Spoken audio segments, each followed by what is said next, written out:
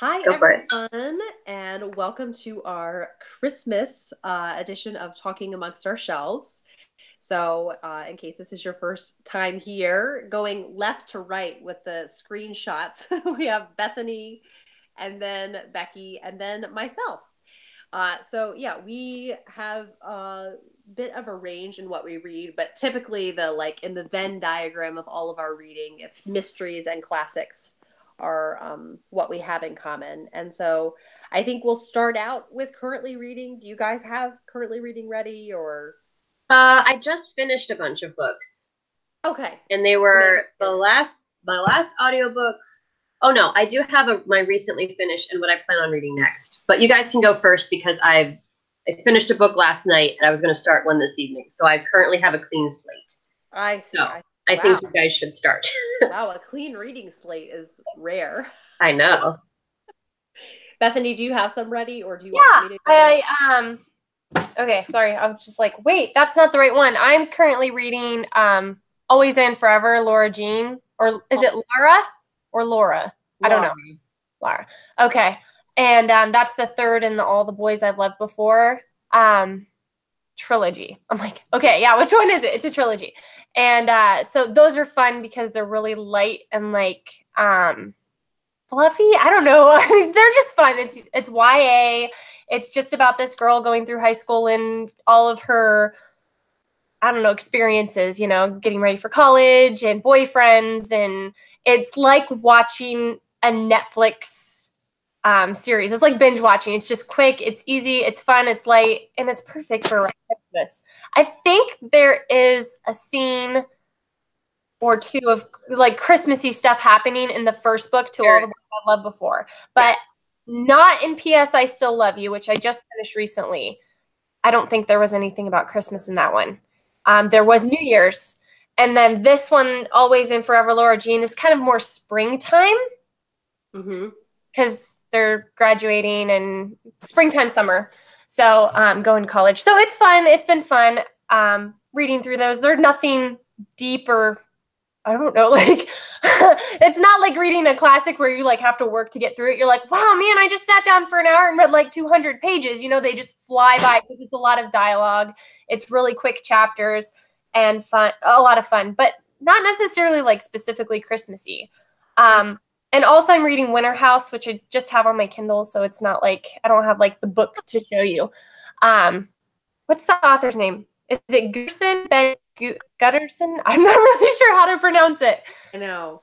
Yeah. Maybe Gutterson. I think with the English language, we would say Gutterson since there's only one T. Yeah, that's what I was thinking too. But I'm not, I'm like, I didn't hear anybody else say it. Maybe you on YouTube. But I'm like, I don't know for sure. But it's middle grade. Yeah, I'd say. And it's set during Christmas. And it's been fun so far. I think I'm like, 30% through of the way through it. And it's just light and fun. And I have so much going on. I know everybody does because it's, Christmas. So you've got like 10,000 more things than the rest of the year. And so like, okay, when I can get a minute to sit down and read, it's nice to read something that's light. And, Totally.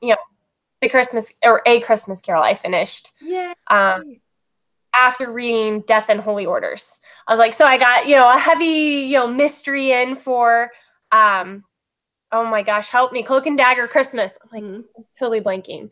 And then I was like, you know what? I need something light and Christmassy and just really easy. So I picked this up. And this is obviously like a 5-star read. Oh, yeah. I think we all can agree on that. It's a Christmas Carol. It's just like Christmas Carol has one of my favorite opening paragraphs. Oh, it's like any movie, any book, the moment they say Marley was dead to begin with, I'm just like, yeah. The morbid side of Becky comes up and yells, hooray! It's such a classic because I've read it. I've lost count of how many times I read it, but I read it again this December. And I would just go through certain passages and be like, oh, it's just so good. It's just such a good book. And I cried at the end. And I listened to the Jim Dale audiobook. That's on YouTube. That would be so good. I didn't even know that existed, but I was thinking about going and trying to find it. My husband and I listened to the Orson Welles radio drama for A Christmas Carol from late 30s, early 40s. Oh, that's fun. I think it's in the public domain now, but it also has the Campbell's soup commercials. That's very cute, but it fits in an hour, and it starts, hello, Mrs. Orson Welles, and goes into that's so great. And forget the actor who narrates the Scrooge part, but it was just absolutely delightful. So I've sort of listened to it again, but I never get tired of A Christmas Carol. I'm like, I might have to listen to this book within the next week before it's actually Christmas. It's just that good. I could totally do it 2 or 3 times. I'm not getting tired. Yeah. It's like, I can't believe how untired I get of it. I think part of its strength actually is that it's so short. Yes. So there's like really no place to get bogged down. It's just like bam, bam, bam through all the ghosts. And then the end, I actually wish the end part was a little bit longer. But I think it's really a strength that it is the length that it is. For sure. And it packs a punch in a small amount of time. Like, you're reading about Marley showing up, and it's like so powerful. Just the few passages of Marley explaining his life as a ghost and how he forged his chain in, real life. And then in the afterlife, he's like full of regret. And it's like, you feel like you really feel that when that chapter is like unfolding, and like the ghostly element's fun, but it's also very hard hitting and really makes an impact, and just such a small little book. It's like really cool that he was able to write that effectively in whatever it is, 6 chapters, I think, 5 or 6. There's a lot of humor too. Like Dickens does a really great job with puns. But like clever puns. Oh, Dickens is so good at being funny and dark and deep all at the same time. I love that. Like the dark balanced.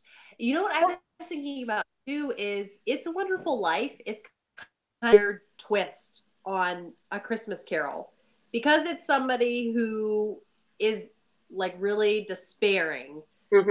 And so he also gets to see like what life is like without him. And he sees like how George Bailey gets to see in It's a Wonderful Life, like how loved he really is.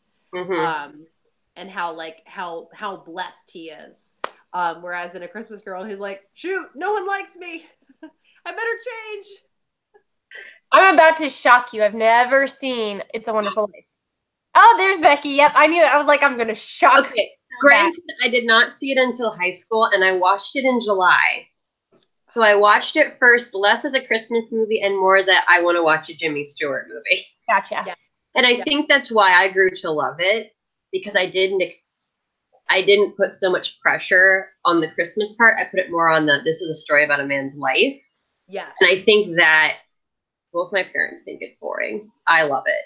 But I think part of that is because I didn't put the Christmas expectation on it, but I do still love watching it around the holidays. I need to watch it one of these days. I always see like a commercial for it, and I'm like, still haven't watched that. It's terrible. Well, I can tell you when we were in middle school or high school, they had it at the library. So you should go look. They might still have it. I know, right? I'm like, I could probably find it online too. I love it. A Christmas in Connecticut. It's a really old movie. Oh, I've heard of it. John went through this. We were looking at this whole list of like classic Christmas movies, and that was on the list. And I was like, "Ooh, I want to watch that one." Oh, it's so good. That's my favorite. I love that. Christmassy enough for me, though. That's the only issue I have. I can see why. So like, it's not very. I think Becky said like she put the Christmas expectation on It's a Wonderful Life. So maybe if I watched Christmas in Connecticut like in the summertime, I would have been like, that was a really fun movie. Yeah, I love it. I don't know why. I watched it the first time and I was just like laughing, and I just thought it was charming and cute. And I'm like, oh, I love this movie. And then of course after that I met my husband and we started watching National Lampoon's Christmas Vacation, and that's his favorite. And every time Aunt Bethany comes on, I'm like, why does she have to be named Bethany? Like, why? That's so funny. Oh, it's humiliating. So did did you have anything else that you were currently reading or getting to in the next week? I started audiobook of Wives and Daughters because I was working in the basement because I really wanted to read it after reading North and South. I'm like, oh, I'm so into Elizabeth Gaskell and I want to give Wives and Daughters another shot. Reading a book that has like the editor's note at the end since it wasn't completed. And so I bought the Penguin edition. And so I was going to like audiobook and read it depending on, what I had time for. And I'm like, oh, I wanted to read that before December. Just seemed like a good time to read something like that. Like pick it up. It's cozy and fun. So I'd like to kind of finish that. I have the 2 books that I'm reading. Then once I'm done with that, I'm going to try to focus my attention on that. And maybe one more Agatha Christie. Oh, nice. Yeah, Okay. I have 4 Hoopla checkouts each month, and I like strategize so much. Oh, Bree Hill says Aunt Bethany is the best. Thanks, Bree. I'm glad she loves Aunt Bethany because like I got teased in my husband's family endlessly when he was dating me for being named Bethany. They're like, oh, you want to say the blessing? Hey, yes, I know. My name's Bethany. But I think I'm going to use some up on a couple Poirot audiobooks. Yes. Because I really like, I like reading Poirot, but they are just such great audiobooks. Ooh, I haven't tried one in an audiobook because Agatha Christie is one of those authors I love, but because she has so many details and it's very factual, I wasn't sure if I'd be able to follow an audiobook well enough. But I think if it had a good reader, I might be able to.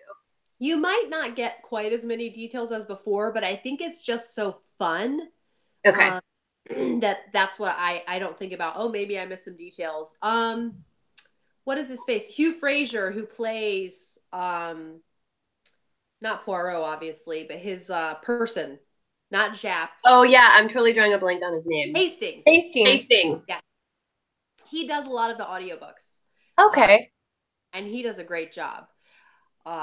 So yeah, I'm thinking of doing that. So one book that I'm reading right now, and I've had a very like mixed bag reading month. I keep starting books and then being like, no, that's not what I'm in the mood for. And then, you have to keep like spending so much time finding the one you're in the mood for. But I did start this, A City of Bells by Elizabeth Goudge. Ooh, beautiful. Isn't it so beautiful? I love this. And it's Hotter Books. Yeah, has put out a bunch of I think like 10 of hers, all in different colors, but with this theme. Ooh. Yeah, so it's really nice. And this was a case of the right book at the right time. Last Christmas, I read The Dean's Watch, and it annoys me. There's something like we were saying earlier, like I couldn't put my finger on it, but there was something about it I didn't like. I think part of it is that her books have a ton of like characters having self-examination and like deep like processing of their lives and everything. And if I can't connect with the characters in those ones, it's an even more frustrating experience because I'm like, well, I feel like I should be like really getting something here. And they just felt aloof. And it was a bummer because it was set in the Victorian era. And I've loved 2 out of the 3 of her Elliott family trilogy. So it took me a year to work up the courage to read her again. But yeah, this one it's so good. I'm about halfway, and it's in a fictional town she made up called Torminster. And there's a trilogy there, apparently. But anyhow, there's a war veteran, and he has one of his legs, like he has a limp now. And so he's tired of like his family feeling sorry for him. So he goes to see his grandparents in Torminster and ends up setting up a bookshop there. Yeah, and it has lots of like just really sweet elements. Like he feels really lonely and somebody comes and brings him a puppy. And so the puppy's like good company for him. And then I know that there's going to be a fair number of Christmas parts. So that's why I saved it for December. Yeah. So then I am also currently reading. This has been more slow going because it's a golden age crime. That's like the things I don't necessarily love about golden age crime. It's Mystery in White. And it's basically the like caricatured characters that you see sometimes in Golden Age crime. Like here's the pretty girl, and here's like the what's The the old miser. yes, yes. Also, The what's the opinionated woman dowager. in the World posters that you can do it, and she has the bandana. Yeah, like Rosie the Riveter. Yes, like that. There's a woman like that, and so it's all very caricatured. But it's very creepy. I'm surprised at how creepy it is. Ooh. Like they get to the house and there's one locked door and they knock on it and they can't open it. And then a couple hours later they go back, the door is unlocked and no one's in there. And it's like a house they just come into after a snowstorm. So I'm reading, what the fun part about this is I'm reading this with Charlotte from Tired Mama Tries to Read, and this is our first buddy read. So we've just been like chatting about our kids and stuff, and that's fun. I have to add, I didn't realize that one was more of a golden age mystery, which I do think I enjoy those slightly more than you do, Kate. You do. So I'm very intrigued, and I do enjoy some of the bigger than life characters. So that actually sounds like something I would really enjoy. Yes, and it was published. I love the publishing company is Poison Pen Press. That's delightful. 1937. Ooh. Yeah. And it has all the elements for a cool one because there's a snowstorm and they were traveling by train. Are they in a big house? Yes. Yeah. That's a trope I never get tired of. I'm like, yes, big mansion, tons of people don't know each other. I'm in. The country house estate, yes. So then on a totally other end of the spectrum with much more hard-boiled is in the Inspector Lindley series. This is Missing Joseph. Mm-hmm. And this is one where I just savor every single word of her writing. I care about these characters like as much as I do like Elizabeth Gaskell characters. That's how like much character development there is. So Kate from the novel Nomad and I, we usually end up taking like a month to read these just because we adore them so much. So she's slowly savoring it too.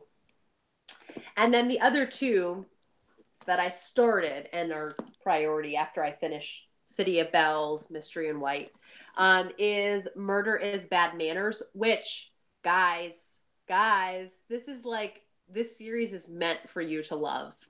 I read the first two. Okay. And did you like them? The first one I had very mixed feelings about. The second one I really liked. So I was glad that I did. I was glad that I kept going. And I think I was going to pick up the third, but my branch of the library didn't have it the day I was at the library, so I have to request it from another branch or something. So it's one of those things where like come January or February, when I want a middle grade read. But I really wish that they had existed when I was a kid, because it's the kind of thing that like 12-year-old Becky would have been obsessed with. Yes. Yeah. Because I how easy the reading comes. Mm-hmm. That's what I like loved about it. And then I really enjoyed the first chapter in this. This is the first in the Josephine Tey murder mystery series. So it's where the mystery author Josephine Tey is a sleuth. Oh yes, I heard you talk about that in one of your videos. Yeah. So and this seems kind of on the same. It had a similar feel to the Mitford murders by Jessica Fellows. So kind of like a historical like mystery setting. And then I know I'm doing like rapid fire. I think I'm gonna save this for after Eastland for after Christmas, because I'm just I don't know. I know I want to read it and I want to make progress through my Victorian books, but I think I'm saving that. Yeah, I think it's a right book, right time. Like it's one of those reads you've got to hit it right, because I really enjoyed it, but I think a lot of that had to do with I read it at the right time. Yes. Because I know a lot of people get bogged down by the drama, and I didn't mind the drama, even though I'm not necessarily like overly into drama in books, but I was like, this was so good. I don't know. I liked it. So yeah. And I think it's one that I have like 4 books that I'm in the middle of, and I just want to whittle that down a lot. Yes. And then just really, I think that's in the new year. One of the things I want to do is do more reading of one book at a time. But that is hard when I'm reading longer classics. So maybe you know, one classic and then other books at a time. But then the two buddy reads I'm planning on this week are Frenchman's Creek by Daphne du Maurier and then Nine Coaches Waiting. So two Cloak and Dagger Christmas reads there. Yay! And Nine Coaches Waiting still, now that I've read all the other ones, this is still my favorite before reading it, you know, before rereading it. So I'll be curious if it's still my favorite after that. Oh yeah, your Mary Stewart video was so cool to see like how you ranked them, and then to read people's comments about how like they, you know, what they thought. It's so cool, like that she has such a wide spectrum of mysteries, and that anybody can pick one up and be like, oh, I love this one. You know, like you. Yes. What was it? My brother Michael. My cousin Michael. Yeah, I didn't care for that one as much, but a lot of people were like, "Oh, they just loved it." So it's really neat to see, like, how it's gonna hit you, you know? Yes. Well, and also, I really think about when people ask me where they should start with Mary Stewart. I know I don't want to recommend the uncharacteristic ones. Sure. Like, I don't want to recommend Thorny Hold or Which Not the Cat is a little different from some of her other ones too. Yeah, or Wildfire at Midnight, because that's a lot darker. Like if somebody likes dark things, I would recommend it. But if they don't, I would be like, oh, don't start with that. Yeah. Ready yet, right? Oh no, we have it. We're gonna buddy read it probably this coming year. We've got a couple. We've got Thunder on the Right and Wildfire at Midnight, I think, left, Becky. Okay. Yeah, and This Rough Magic. Still haven't read This Rough Magic. I can't remember. Oh, I haven't either. Yeah. Okay, that's another one. Because This Rough Magic is like way up there for me. Yeah. I have not read Madam Will You Talk, which I think is one of the first ones you read, but I haven't been able to find it. So I've read M says I'm reading Thorny Hold right now as I watch. That's wonderful. Oh, that's so fun. You're multitasking. That's so fun. Okay, so those were all. That's my big pile. So Becky, do you want to? Okay, so I've been doing a lot of audiobook because your girl is a crazy person and thinks that handmade Christmas gifts are the best thing ever. Until holidays roll around, and I'm like, all my free time is going towards. Which it's just. See, I do the same thing. I'm like making like my future niece or nephew, because we don't know the gender yet. I'm like, I'm gonna make them a lobster. I totally have time to make them a lobster. Oh, that's so cute. Yeah, that'd be so cute. So yeah. I'm not gonna say what I made. I don't think any of my relatives watch these, but just in case they know we're doing a Christmassy one and they're trying to sneak, I'm not gonna say what I made. But anyway, so I was doing a lot of audiobooks. But unfortunately, a lot of I got on the wait list for several mysteries I wanted for Cloak and Dagger Christmas, but my library only had like one copy of the audiobook, and there was a long wait line. So the 10th Maisie Dobbs books actually just arrived in my overdrive about an hour before we started the live stream. That's so. Are you in the mood, Maisie Dobbs? I am in the mood for Maisie Dobbs. Okay. And I was really hoping I'd be able to have it like the first week of December for Cloak and Dagger Christmas.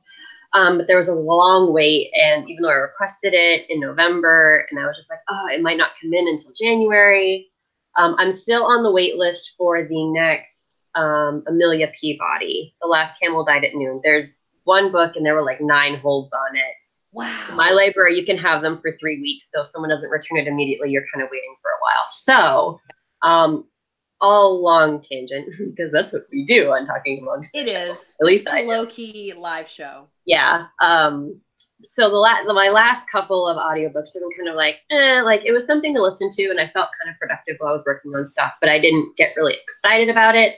So that has me even more excited for, again, I forget what, I'd have to look it up, but it's number 10 in the Maisie Dobbs series. Okay. Which you're getting close to being caught up then too. Yeah. Which is a scary place to be. I know. Thankfully, Maisie Dobbs, I can't totally binge. Like I can do one, really enjoy it, and then I wait a couple months. So yes. I don't remember how many books there are, but it will still take me a little while before I'm caught up with the series. Yeah. So that's where I'm at with audiobooks. And then I was telling the girls this before we started filming. I've just found I really enjoy children's books around the holidays. I just think there's something you know, the word nostalgia actually means like homesickness. And so, and like whatever. And I just feel like children's books, especially books that I grew up reading as a kid, really fit with that home, wanting to be around family, remembering your childhood. You know, if you have kids, if you have nieces and nephews, you're kind of like remembering your childhood as they're experiencing Christmas. So I have been revisiting all of my American Girl books. Oh. And of course, every American Girl has a holiday story. Rebecca is a newer girl, well, newer to me. I was an adult when she came out, but they finally came out with an American Girl named Rebecca, so of course I had to get her books. I'll talk about her in a moment, but I have so far reread all of Samantha's story collection, and these books I actually got as a child for Christmas. So it's all 6 books in one really pretty. Those are beautiful. And it still has all the original illustrations. I have to show you the one for Samantha's Christmas because I had the trading cards as a kid too. And just looking at the pictures just fills my heart with joy. And I shouldn't be surprised, but these I just feel like hold up so well. I mean, the characters are like 9 and 10 years old and they're written for 8 and 9-year-olds, but I feel like they are just so great. Anyway, this is the Christmas picture of Samantha on Christmas morning, and I could just stare and look at this picture all day. I love it. So I read that one in like 2 days. And then I went on to Kit, which is the Depression era American Girl, and her Christmas Kit's books are probably my favorite American Girl books. I absolutely love them. I never get tired of them. And I think Kit's Christmas story is one of my favorite books out of her 6 main character books. Also, I love this picture of her in the study writing a story. It just looks so warm and cozy, and I absolutely love it. So I reread that, and then I'm trying to decide if I should read Molly next, the World War II era, or if I should read Rebecca's stories. When is Rebecca set? Rebecca is set 1914. She is a Jewish. I forget if she immigrated or if her parents immigrated and she's first American. She's first generation American. But she's Jewish, so her book is all about Hanukkah. So I guess pick your world war. Do you know what I mean? Yeah, exactly. Well, and the U.S. wasn't in the war yet, but that's true. That's true. So Rebecca, when did her books come out? I feel like I was an adult. Copyright 2009. Yeah, so I was definitely an adult when these came out. But I did get them from the library, and I really enjoyed them. And one thing I really liked about Rebecca's story, one, we have the same name, and 2, I feel like they do a really great job of talking about immigration and just America being a melting pot. Because a common theme throughout her books is like her grandparents were raised in the old country, her parents are in the United States, and she was either born in America or doesn't remember the old country. So you kind of have these 3 generations that are dealing with the world changing and very like Fiddler on the Roof almost, not to like stick with the Jewish theme, but kind of like what traditions are so valuable to us that we have to keep them as part of our identity, and what things are not essentials and we have to adapt to where we live. Like in this book, her school is doing Christmas stuff and she's like, I don't celebrate Christmas, I'm Jewish. Like, and she kind of has to deal with, I'm in this country where Christmas is very cultural, and even though that's not my religion, like how do I wrestle with that? Yes. And it's done in a way that I think is very appropriate for 9-year-olds, which I don't know, I just really enjoy. And immigration is a huge part of who we are as a country. So I really liked talking about that. And then I also have Felicity's Surprise, which is the Revolutionary War one, and Kirsten's Surprise. She's a Swedish immigrant. So I missed December 13th, I think, is St. Lucia Day. So I missed it, but I'll have to catch up. Those are the only ones I have. I'll have to get all the others at some point. But I've just been binging all my American Girl books, and I love them so much. That's so fun. In Italy, I'm pretty sure like most of the little girls dress up like St. Lucia.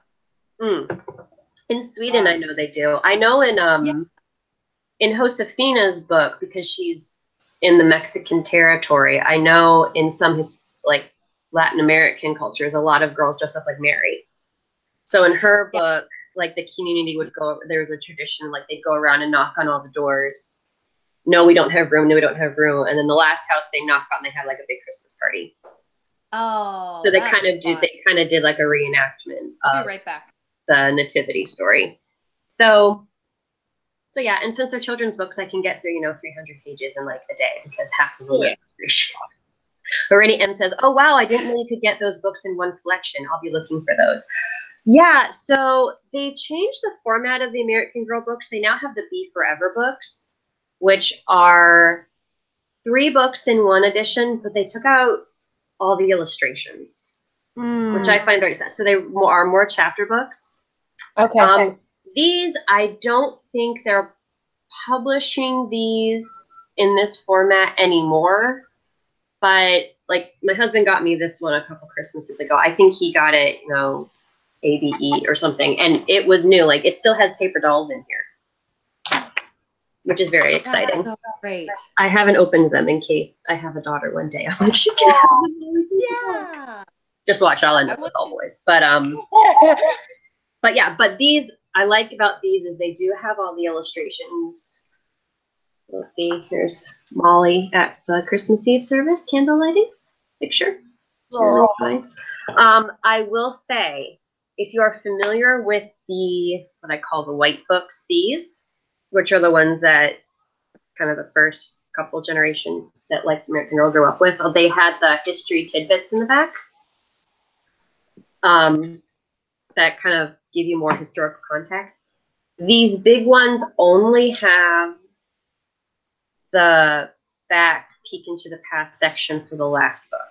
So if that's something that you really enjoyed, these might not be for you. I didn't miss it that much. Plus I have the big, like Molly's World books type thing where it's just all, hey, World War II for 8 and 9-year-olds. But I like these. They're nice on a shelf, and I can just read them so quickly. I like being able to have all 6 in one edition. So I've been talking about those way too long. Someone else can go. I just get very excited. Well, I want to talk about like the different Christmas celebrations. I'm doing a lesson for Peter's preschool co-op, and I'm doing Christmas around the world. And I found this. It's a world of cookies for Santa, and I love these illustrations, but it goes through like 30 different countries. So here Japan. Yeah, and it talks about like the food that kids typically leave for Santa, which is just a traditional Christmas food in that country.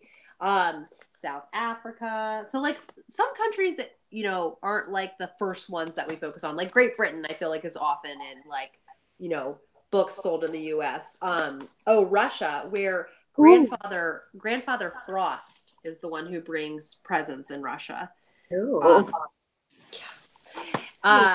And so it's just really cool. And it talks about also the different things that they might do. And one country, I can't remember, here's Argentina and Brazil. Santa comes while the children are at Christmas dinner, which is awfully risky. I'm like, how does that go down? How do they make sure the children don't see Santa putting the presents under the tree? Oh, and then I like this. It says, apparently in Hawaii, Santa comes on a surfboard pulled by a dolphin. Oh. Wow. Yeah. So I like this because even if, in case little ears are listening, even if you do all the facts of Christmas, which we've told Peter the facts of Christmas, that grown-ups know, it's still like you get to learn about the traditions, like the different foods and different like activities and things they might do, like the St. Lucia's Day. And then at the end, it has a few recipes. I just really like that. And I love the illustrations. And I think it's a neat, like really different kind of Christmas book. Yes. So did you have any more currently reading, Becky? The only other thing I will say is I had tried to read Nathaniel Hawthorne's House of Seven Gables around Thanksgiving. It's not a holiday read. Just coming off of October, I was like, ooh, I want to read something from that era, but American. And it was like good book, wrong time. I don't know if it was because I was spending time with family and I was just very distracted. But each time I'd pick it up, 2 seconds later, I would just be picking up my phone and being distracted by things. But I still really want to read it. So I'm thinking if I get through the American Girl books, I'm contemplating picking up House of Seven Gables again to see if I'll be in the right mood after doing some children's reads to see if I want something a little, a little more of a challenging reading level instead of a second or third grade reading level. But I haven't decided yet, but that's because I do want to pick it up again. I just don't know if I'm picking it up too soon or if I really am in the mood for it. So I got it free on my Kindle. So nice. Be very easy. I just have it lying around. So it will be very easy for me to pick up if I decide to pick that up again. Perfect. Yes. That's what I've got going on. So I guess we'll move then into, we were going to talk about Christmassy reads. So it doesn't have to necessarily be books that have Christmas in them. I think it can just be, Christmas can just be mentioned, or it's just a book that is just features like warmth and coziness that you like to read at Christmas. Or the opposite of that, which is Cloak and Dagger Christmas. But ironically, murder mysteries are often just full of coziness. Yes. So, Bethany, do you want to go first? Oh, sure. Well, I've already mentioned A Christmas Carol, and that is probably, like she was saying, the penultimate Christmas book. It's perfect for Christmas. And I read that last week, I think. I can't remember. But I remember Instagramming the first page and the paragraph about Marley's ghost and how Marley was dead to begin with. And which is ironic, you bringing up the mysteries and how they're like so cozy and so Christmassy. And it's like, this one starts out with, he's dead. And it's like a Christmas book. And it's like, what is it with death and Christmas?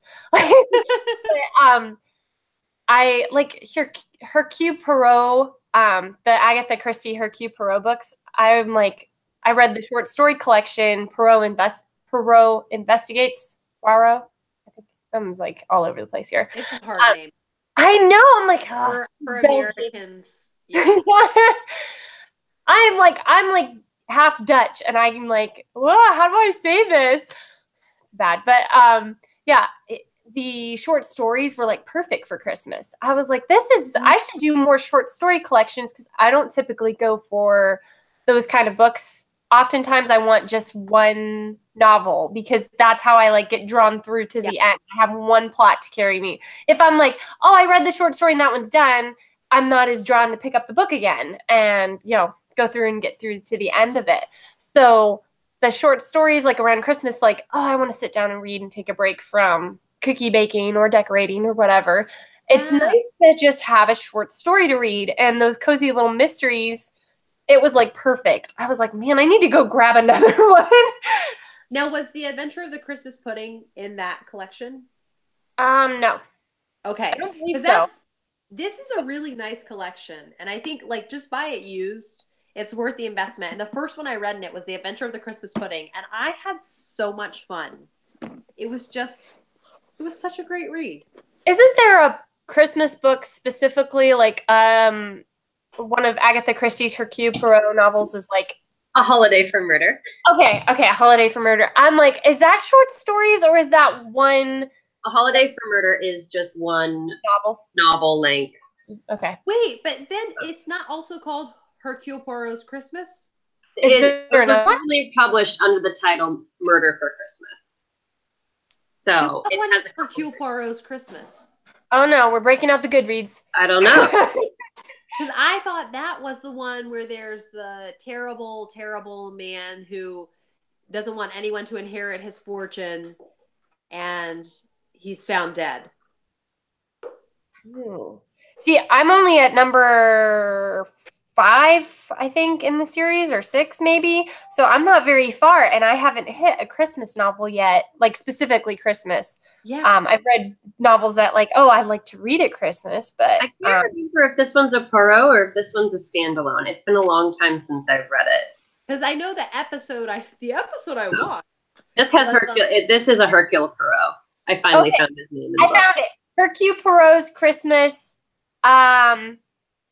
It's like, oh, it's down there on the list, but it's called Hercule Poirot's Christmas. Oh, book number 20 in the, if you're doing the chronological series. Yeah. On Goodreads. So it's, yeah, I have a while. It might be next Christmas by the time I'm reading that one. But few Christmases from that now. one says, oh, it looks like it's a collection. Maybe not. I don't know. Maybe it is one. The wealthy Simeon Lee has demanded that all 4 of his sons. Is that it? That's the one. Okay. So okay. So that's not short stories. That's just one mystery. Yeah. So it's still perfect for Christmas. Yes. Man, I wish I was further in the series so I could read that. I don't want to I guess I could skip ahead, but part of me is like, I want to read them in order so I don't miss anything. Yeah. Yeah. So I will say, if you end up reading it around Christmas, each chapter is broken up into the day. Oh, that is so cool. So it's December 22nd, 23rd, 24th, 25th, 26th, 27th, and 28th. Perfect. So you could just read a little bit. And that is Poirot, right? Yes, it is a Poirot. Okay. And I have to say, I've read this before. I'll be honest, I don't remember a whole lot about the mystery. My favorite part of the book is actually the dedication. Oh my goodness. Because Agatha Christie wrote, "My dear James, you have always been one of the most faithful and kindly of my readers, and I was therefore seriously perturbed when I received from you a word of criticism. You complained that my murders were getting too refined, anemic, in fact. You yearned for, quote, a good violent murder with lots of blood, end quote. A murder where there is no doubt about it being a murder. So this is your special story, written for you. I hope it may please your affectionate sister-in-law, Agatha." Oh, how funny. She wrote it for your brother-in-law. And so you don't remember what happens in that one. That's definitely. Nope, I just remembered loving the foreword. That's so funny. So cool. I knew it took place before, during, and after Christmas time. My mind is kind of blown that there's 3 Poirot Christmas things out there. Yeah, The Adventure of the Christmas Pudding, Hercule Poirot's Christmas, and that one was called A Holiday Murder? A Holiday Murder, also called Murder for Christmas. Murder for Christmas. Wow. Murder. I'm not seeing that one on the list, but I might have passed it up. But it could be just, some books go under different titles. I know, yeah, that's the thing. I'm like trusting Goodreads too much to give me exactly what I want. Like, show me where it's at in the. Okay, so I'll do one next. Yeah. And it's a little plug for next year. Kelly from Books I'm Not Reading and myself are going to host a Betsy Tacy read along. Oh, cool. To do one each month. Because there's 10 in the series, and there's also at the end there's a couple. Deep Valley is the name of the place they live, and there's Winona's Pony Cart and Carney's House Party. Anyhow, they're like not part of the main storyline, but it's characters that you know in it. So anyhow, I'm really excited for that, and I'm specifically going to be rereading it as like a buddy read with Katie from Life Between Words. But I wanted to talk about the Christmas in Betsy in Spite of Herself, which is Betsy's sophomore year of high school. Yeah, I love these pictures. So in this one, Betsy goes to see her friend Tib, who was in some of the original books, and then she moves to Milwaukee to be with like the mom's family, and the mom's family is German. So Betsy gets to go to Milwaukee where there was a really, large German population and experience a really German Christmas. But she feels very like sophisticated traveling on her own and getting to use the train and getting to hear like all these German phrases that she tries to incorporate into like her everyday conversation when she gets back. And then they go to a fancy ball And so that's another chapter. There's a lot of chapters of like Christmas in Milwaukee, but it's just really fun getting to see Betsy in like a different element. And when she gets back, her family waits to like exchange Christmas presents. So when she gets back, they can do that. But yeah, I just love the Betsy Tacy series. So I think it biases me for like loving the Christmas scenes in it. Was that series mentioned in You've Got Mail? Yes. Becky, I love your face. She's like, yes. Yes. Kelly is recommending those books to Joe Fox's aunt. Yes. Because they are an American family. What is Tib's actual name then? I remember her saying something about Tib, who I'm sorry to say, her name is Thelma. Thelma. Yes. Thelma or Thelma? Thelma. Thel. Okay. Yeah. TH. Which is ironic they're like complaining of our name because I think Tib is supposed to be the prettiest one out of the girls. Like all of the boys are just like wild about her because she moves back to Deep Valley in high school. She's this like little petite blonde girl. Okay. So even though she has that name, which maybe in 1900 Thelma was thought of, you know, as more like an appealing name for a girl. Yeah. So yeah, Becky, do you have something? Yes, I'm trying to figure out which one first? Which one to put next? I guess since we're just talking about children's books that have Christmas scenes in them, the Little House books by Laura Ingalls Wilder, a lot of them have little Christmas scenes. And Kate, in one of your recent videos, and I've been kind of doing this weird thing where I go a couple days and then I binge watch a whole bunch, so I can't remember which video you talked in. But most of them have Christmas scenes. So this is the one from Little House in the Big Woods. But I think even though Little Town on the Prairie is my favorite Little House book, I think the Christmas from Little House on the Prairie, where Mr. Edwards talks about how he meets Santa Claus, is one of my favorite chapters out of all the books. That's a great chapter. It's just so great. And I've only seen a handful of episodes from the television show, which didn't stay super close to the books, but I remember the television show did do a Christmas episode, I think, or at least part of an episode that kind of referenced this chapter that I know I've seen. So it's just really fun, and I don't know, just Mr. Edwards' story about how he meets Santa Claus so that he can get the girls their presents. It's so sweet and just. And Little Town on the Prairie is romantic. That Christmas is romantic. Yes. So I like that aspect of it. And then I picked On the Banks of Plum Creek because in this one, Pa has gone to town to get some supplies for them. And on the way back, a blizzard comes. And as the readers of this series know, like when blizzards come, they can come just in a minute. And so he's stranded, and they think he's died out there, and he's stranded for like 2 days, which is an eternity, you know, when you don't know if someone is alive or dead. And he finally gets home, and he's apologizing for eating the Christmas candy while he was stranded in the snow. And it's just, what I like about it is it shows like Christmas, we can get really caught up with the gifts and everything looking perfect. And then what really matters is just like being with the people that you love. And so, of course, the girls are like, oh, Pa, of course you can have the Christmas candy. We don't care. We're so glad you're back. So it's just a really sweet one. Yeah, one thing I love about these is there is a contrast between these two books. Like Little House in the Big Woods, they're close to family. You know, it's a much bigger Christmas, and the cousins all go outside and they have a snowball fight and all that stuff.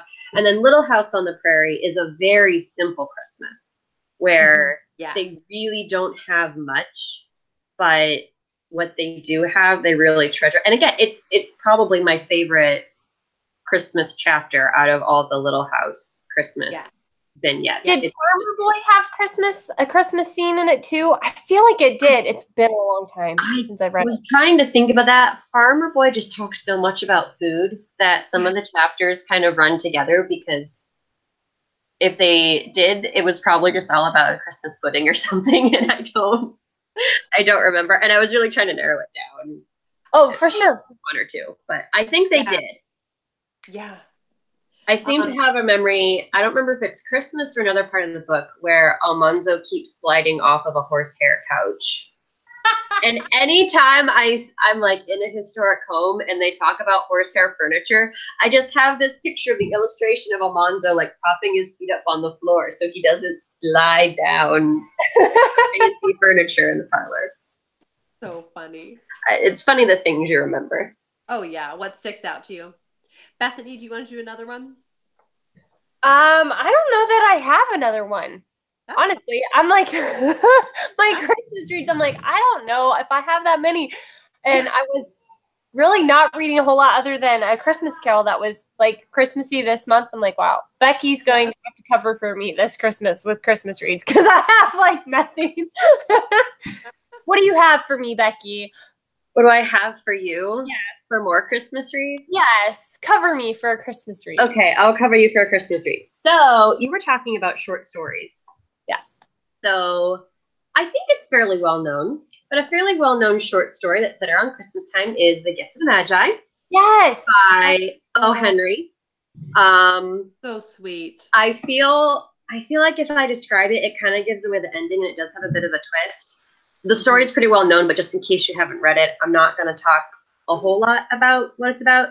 But it was put in the collection of short stories, The 4 Million, which I believe the title is supposed to reflect the 4 million people living in New York City around 1900 or something. Obviously, there are more than 4 million people in New York City now, I believe.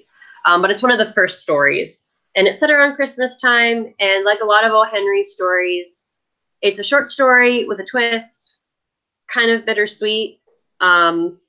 It's not that long. And if you're just looking for little short stories to pick up, as Bethany was saying, we're kind of in between your holiday baking and shopping or seeing family or hiding from family, whatever it is you do. Let me see. Also, I think some of O. Henry's more well-known stories are in here. Like The Cop and the Anthem is another fun one that has a twist. The Unfinished Story, The Green Door. Springtime a la carte is one of my favorite O. Henry stories. I've only read The Magi. Oh, really? Same. Yeah. They're fun. They're fun to pick up. It's not in this one, but The Ransom of Red Chief is probably my favorite O. Henry short story. It is laugh out loud funny. These kidnappers kidnap a little boy, but he's a very rambunctious little boy. And they realize that they did not plan for this very well.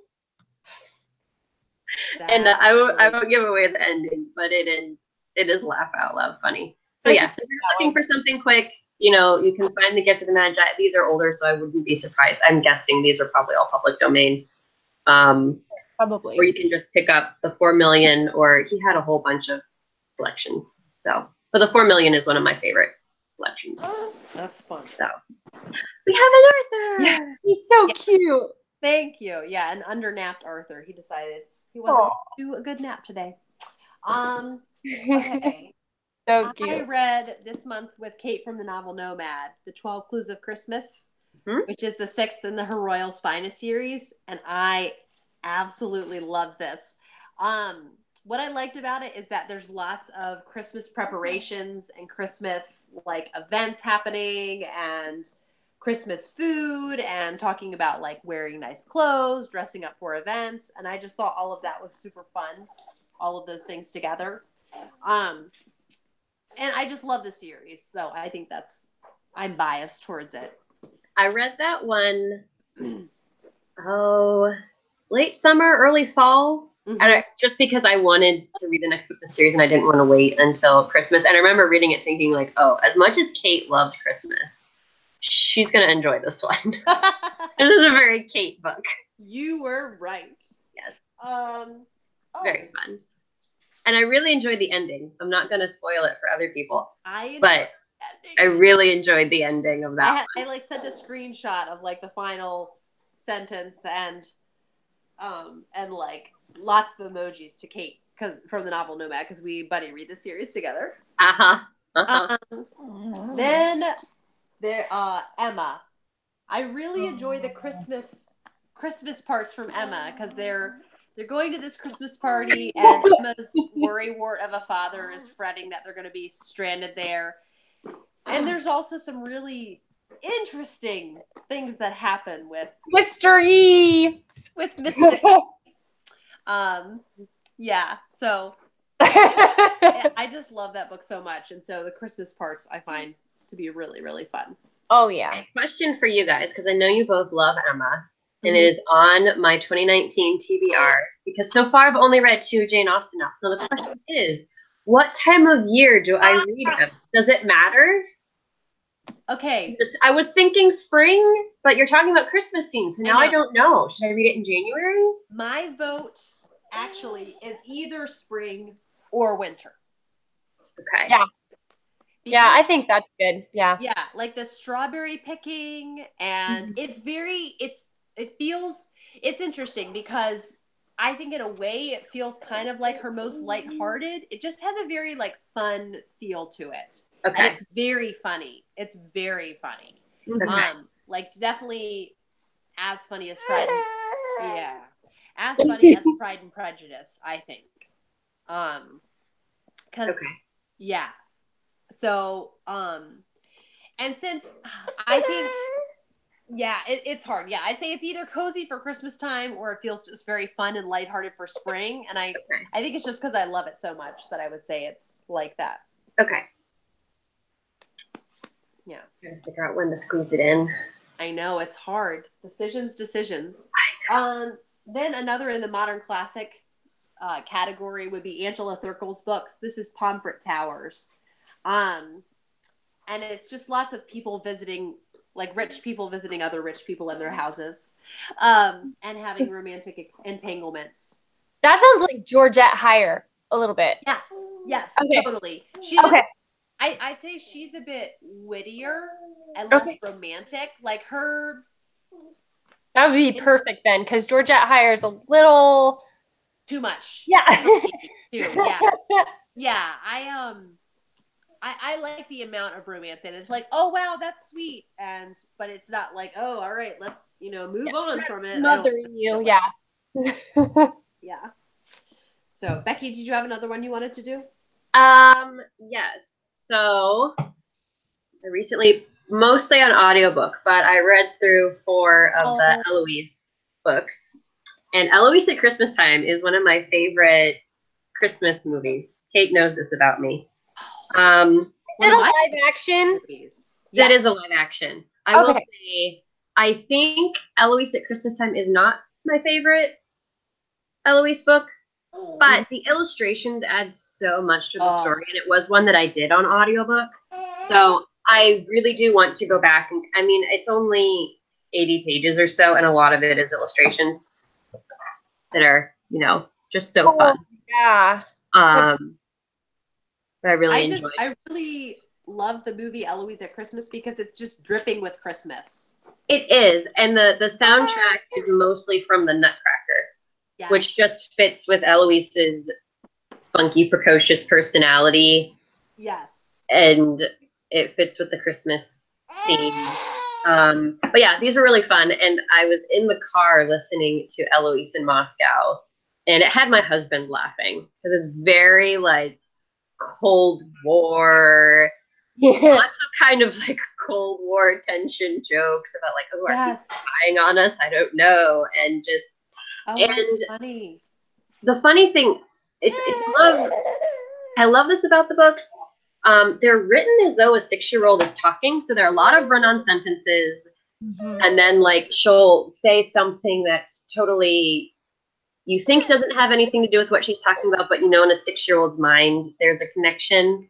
But they are kind of long for children to sit through. I've tried reading them to kids, and because they aren't chapters, it's just kind of, an ongoing picture book. I feel like by the time you get through 50 pages, they're kind of like, is this over yet? So I really enjoy them, but I always kind of recommend them hesitantly because I feel like it really depends on the attention span of the child you may be reading it to. And too, if it's just something that they like, because Peter really likes them and he'll sit through the whole book, or he likes the Christmas one. I haven't read any of them. And he asked me all the time, and I say no more because I'm like, this is like a half hour long. Yeah. But I think since there are pictures throughout, he's willing to sit for that long. I don't know. Yeah, and Hillary Knight's illustrations are just really fun. Like, if there's a fire on the 6th floor, I know how to fix it. And she's just like, yeah. So great. They're really fun. That would give my son too many ideas. Eloise is a little bit of a brat, but she's the most endearing brat ever. She is. Well, that's why we haven't read any Calvin and Hobbes. Dave has like all of them, and Peter's noticed them. I'm like, oh no, I don't know about that. I almost, they're in the other room, but we've got a collection of Calvin and Hobbes, and I almost brought those up because I do enjoy comics and graphic novels around the holidays. Like Bethany was saying, with the short stories, they're just really easy to pick up and put down, and they're quick, and they're usually lighthearted, and I do enjoy lighthearted reads around the holidays. Nice. And some of the Calvin and Hobbes ones, whether he's building a snowman or doing a dad pull, his dad pulls are my favorites, where he's like, Dad, you aren't doing so well in the polls. I think your popularity would increase if you let me eat cake for dinner. Like, oh, funny. Oh, my son would be like Spaceman Spiff. The Spaceman Spiff were just outrageously funny to my brothers growing up. Like, him pretending his teacher's this hideous alien creature, just always sneaking out of school, or like sneaking out to the hallway or to the bathroom, and constantly. Was it Mrs. Wormwood or Miss Wormwood? Or I can't remember. I need to go back. I haven't read through the whole series yet. I've gotten through a chunk of them, but not all of them. I love his interactions with the babysitter, because that's like the one person he's actually afraid of. Yeah, that is like, she understands him. It's the nostalgia that this is bringing up right now, because I grew up with an older and a younger brother, and so we were all always reading Calvin and Hobbes, and so it's just like so like, oh my gosh, I remember that. I love those comics. Were just everything. They were brilliant. Everybody loved them in our family. Yes. Now, Becky, I remember you saying the last Talking Amongst Our Shelves that you were talking about reading some of For Better or For Worse. Did you do that? I have not.